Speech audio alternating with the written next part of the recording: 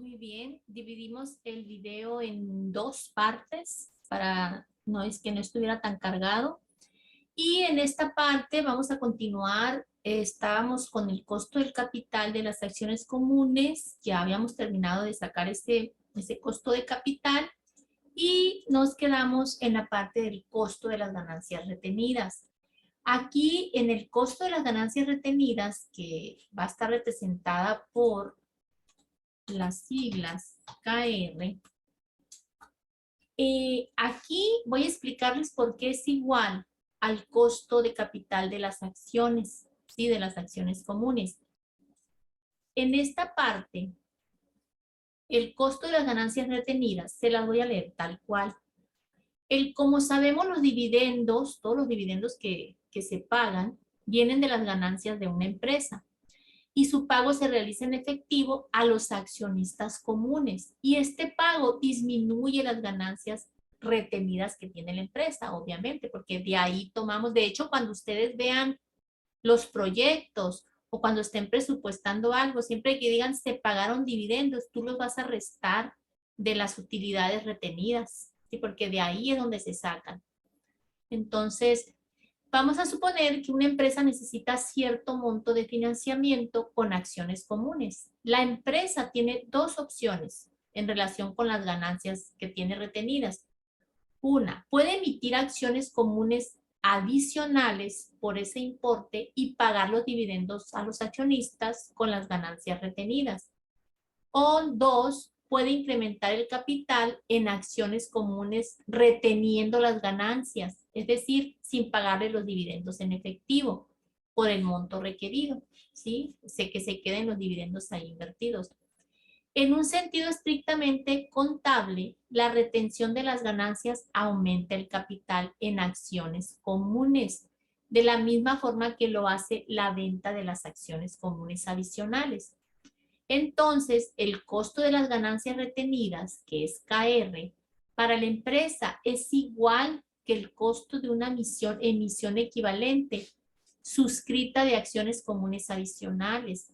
Entonces, los accionistas consideran aceptable la retención de las ganancias de la empresa siempre y cuando ganen por lo menos un rendimiento requerido de los fondos que están reinvirtiendo. Entonces, consideramos las ganancias retenidas como una emisión completamente suscrita a acciones comunes adicionales.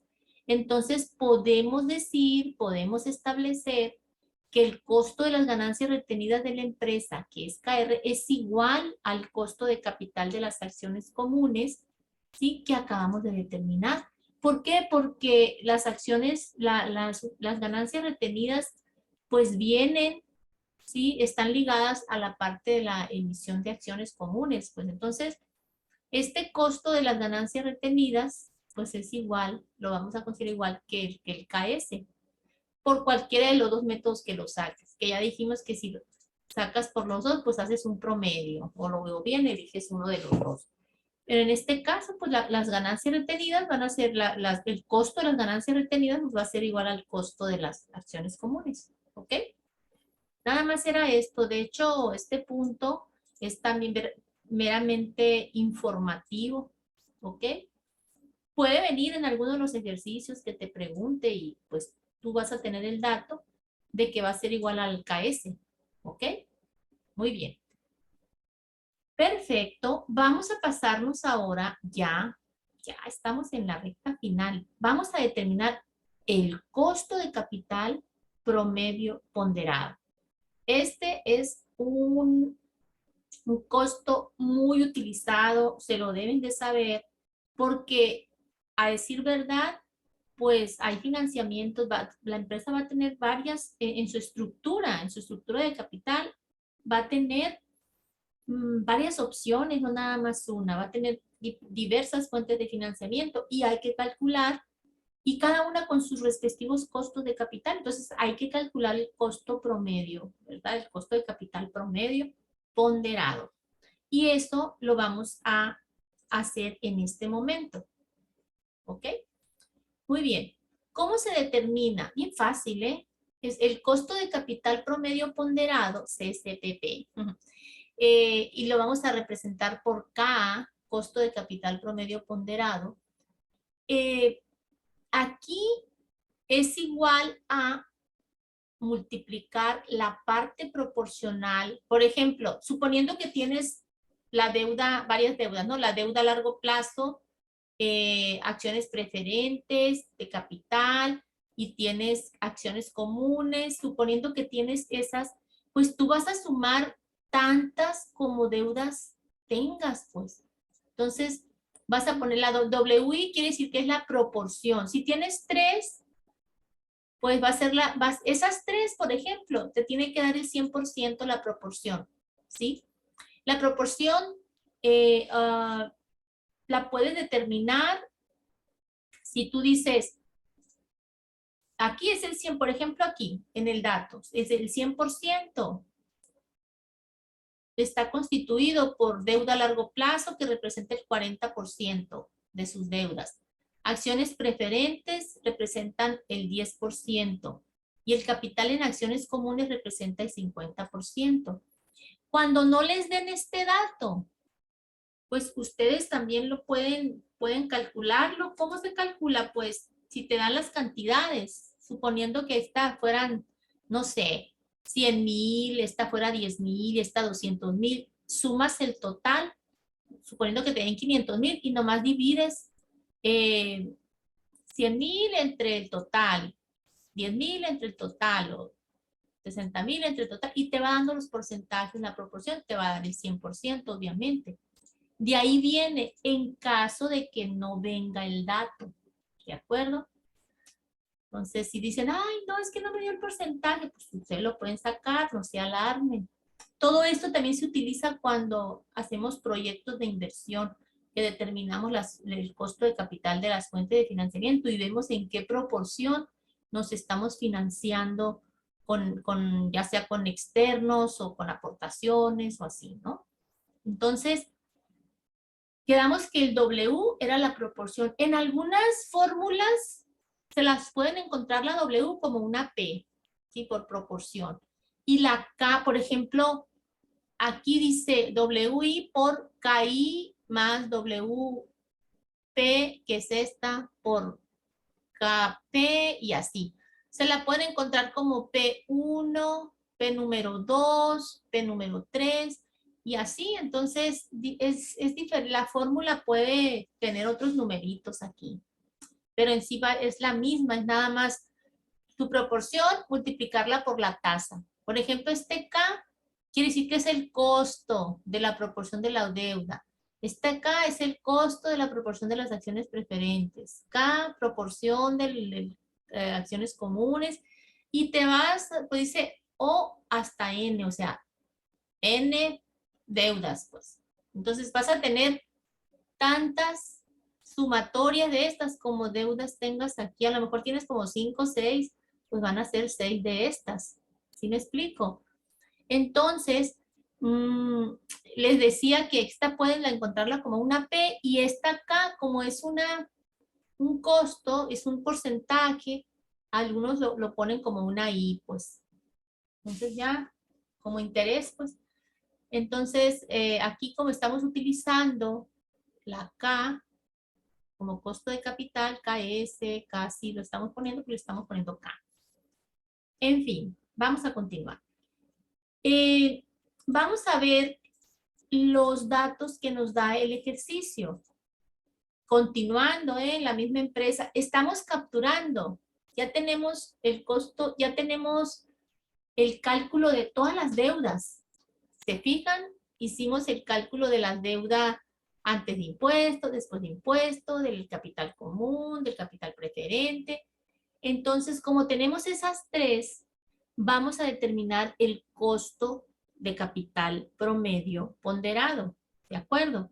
Entonces, ya tenemos esa información. Lo único que nos faltaba era la proporción que ya nos la dio en esto. Aquí tenemos el dato. Por ejemplo, la fuente de capital, si es deuda a largo plazo, dice que se está financiando el 40%. Si son acciones preferentes, el 10% está de toda su estructura de financiamiento está ahí. y en acciones comunes el 50%. Entonces, si tú lo sumas, siempre te debe dar 100, te debe dar 1, pues como acá. Entonces, vamos a hacer el cálculo.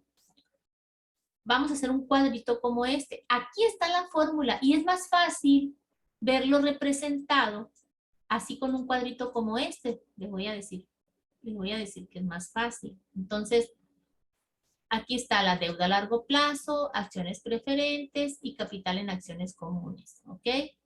Ponemos porcentaje de ponderación, es decir, de proporción, ¿ok? Si quieren para que no se... Bueno, ponderación, está bien, ponderación, de proporción, podemos poner qué es lo que estamos manejando, proporción o ponderación, ¿ok? Para que no se me revuelvan. Y el costo de capital. La deuda a largo plazo. ¿De dónde vamos a tomar este dato? Acá calculamos, acuérdense que estamos haciendo de lo que ya hicimos, ¿ok? ¿Dónde está esos 5.67? Ayúdenme a buscarlo. Costo de la deuda después de impuestos, aquí está. Este costo de la deuda después de impuestos es la deuda a largo plazo, 5.67, ¿ok? El cálculo de las acciones preferentes, 10.61, ese es el costo de capital. Y el costo de las acciones comunes nos dio el 13%, ¿ok? En ambos, pero vamos a tomar este de gordo, el 13%, ¿ok? Fíjense bien, esas cantidades, esos porcentajes son los que estamos poniendo aquí. Los pueden poner en porcentaje o los pueden poner en decimales. Al final de cuentas, de todos modos, lo tienen que convertir a porcentaje al final acá. Entonces, multiplicamos. Lo único que estamos haciendo es multiplicar, ¿sí? ¿Cómo dice la fórmula? Es lo mismo. Es la sumatoria de multiplicar cada uno de ellos, la proporción y el costo de capital de cada fuente de financiamiento, ¿sí? Punto 40, la deuda a largo plazo, el 40% por su costo de capital, me da 2.269. Aquí está la primera. Punto 1, que es el 10%, por el 10.61%, que es su costo de capital de las acciones preferentes, me da 1.061%. Aquí está, lo estamos sumando. Y punto 5, que es la proporción de las acciones comunes, por el 13%, me da 6.5. Aquí está la suma. Entonces, y te vas sumando en cuantas tengas, ¿no? Si tuvieras 6, como les decía, te vas a ir sumando, pues aquí nomás tenemos 3. Entonces, lo único que haces es sumarlas, estas 3. Y es el 9.83%, tu costo promedio de capital. ¿Sí? Tu costo promedio ponderado de capital. ¿De acuerdo? Costo de capital promedio ponderado. Vamos a ponerlo.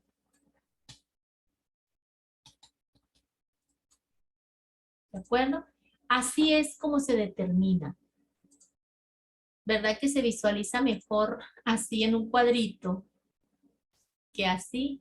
Como que lo ven más difícil, ¿no? Pero es la misma, es la misma.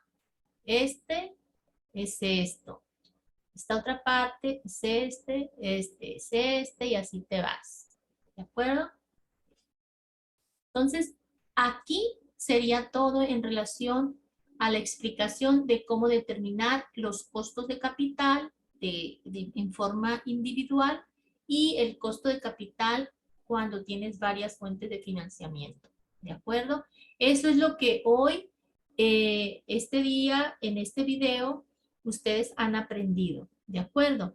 Entonces, ustedes van a determinar cada uno de esos ejercicios, van a subir evidencias en donde les señalé en plataforma. ¿De acuerdo? Un gusto haberlos ayudado con este tema. Nos veríamos en nuestra sesión. ¿De acuerdo? Entonces vamos a continuar